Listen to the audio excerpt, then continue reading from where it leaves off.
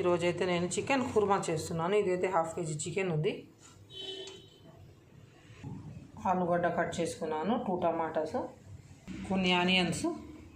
First అయితే ఆలుగడ్డ నూనెలో ఫ్రై చేసుకోవాలి.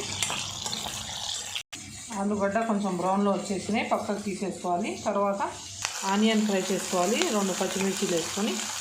తర్వాత చికెన్ వేసుకోవాలి. చికెన్ మంచిగా ఉడుకుతుంది, ఇందులో ఉప్పు వేసేయాలి, ఎందుకంటే చొప్పగా అవుతుంది లేకుంటే. చికెన్ మంచిగా ఉడుకుతుంది చూడండి. పసుపు వేయాలి, అల్లం వెల్లిపాయ పేస్ట్, కారం వేసిన. ఇది కొబ్బరి పేస్ట్ చేసుకొని పెట్టుకున్నాను చూడండి. చికెన్లో కొబ్బరి వేసేయాలి.